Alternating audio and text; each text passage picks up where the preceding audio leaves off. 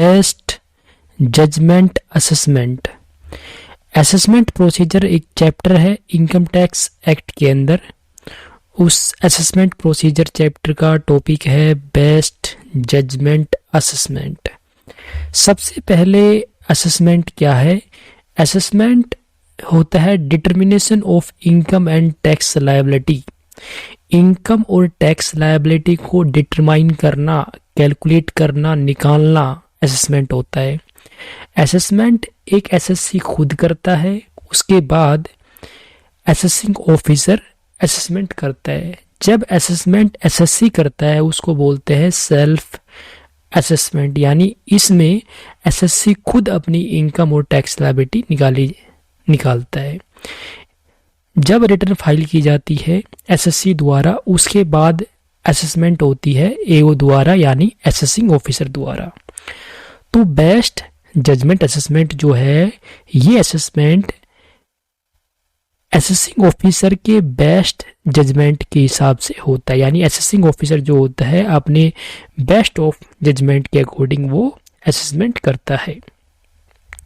Assessing officer कौन कौन हो सकते हैं?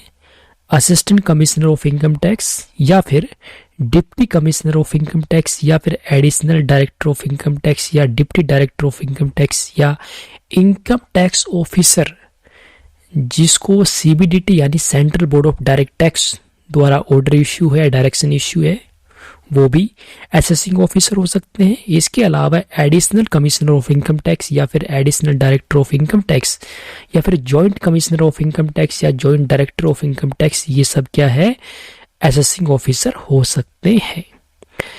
जो बेस्ट जजमेंट असेसमेंट होता है, इसके अंदर टैक्स लायबिलिटी को कम नहीं कर सकते हैं, ना ही इसमें रिफंड ग्रांट हो सकता है। कब कब ये अप्लीकेबल होता है, यानी किन किन परिस्थितियों में बेस्ट जजमेंट असेसमेंट किया जाएगा असेसिंग ऑफिसर द्वारा, इनकी अप्लीकेबिलिटी कब है? तो अगर एसएससी फेल हो जाता है to file return under section 139 subsection 1, अगर एसएससी फेल हो जाता है यानी वो रिटर्न फाइल नहीं करता 139(1) की, या फिर कोई लेट रिटर्न जो फाइल करनी थी उसको भी वो फाइल नहीं करता है, या फिर रिटर्न को रिवाइज करना था यानी रिवाइज रिटर्न, उसको अगर वो फेल जाता है करने में, या फिर रिटर्न को अपडेट करना था यानी अपडेटेड रिटर्न जो है 139(8)(a) के तहत, वो उसको भी वो करने में फेल हो जाता है। इसके अलावा अगर एसएससी को नोटिस मिला है अंडर सेक्शन 142 सबसेक्शन 1 का, या 142(2)(a) का, यानी 142(a) में उसको अकाउंट्स ऑडिट कराने के लिए बोला गया, उसने नहीं करवाई, वो फेल हो गया। 142(1) उसको रिटर्न फाइल करने के लिए बोला गया, बुक्स ऑफ अकाउंट को लाने के लिए बोला गया, वो फेल हो गया। इसके अलावा या फिर उसको 143(2) का नोटिस मिला जिसमें उसमें बोला गया कि भाई जो डॉक्यूमेंट एविडेंस हमें चाहिए वो आप प्रेजेंट करो, प्रोड्यूस करो, उसमें भी वो फेल हो जाता है। तो इन सभी परिस्थितियों में क्या होता है बेस्ट जजमेंट असेसमेंट। और सबसे महत्वपूर्ण बात, ये कोई डिस्क्रिशनरी पावर नहीं होती एओ की कि करे या ना करे, ये मैंडेटरी होता है बेस्ट जजमेंट असेसमेंट, ये करना ही पड़ेगा असेसिंग ऑफिसर को। इसमें महत्वपूर्ण बात यह है कि बीजे यानी बेस्ट जजमेंट असेसमेंट करने से पहले जो एसएससी होता है उसको एक अपॉर्चुनिटी दी जाती है बीइंग हर्ड, यानी सुनवाई का एक मौका दिया जाएगा।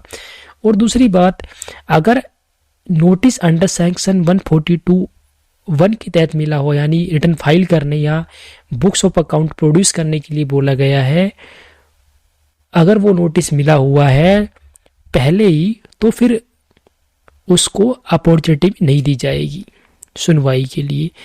एओ जो है यानी असेसिंग ऑफिसर जो होगा वो उसको सो कॉज नोटिस देता है एसएससी को, टैक्स पेयर को। इसमें बताया जाता है कि हम आपका असेसमेंट क्यों ना करें to the best of judgment of AO.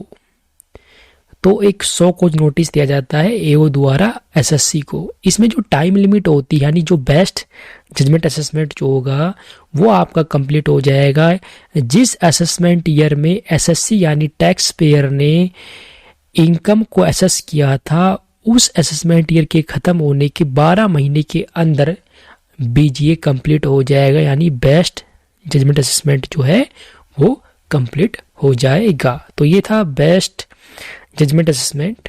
Okay, thank you.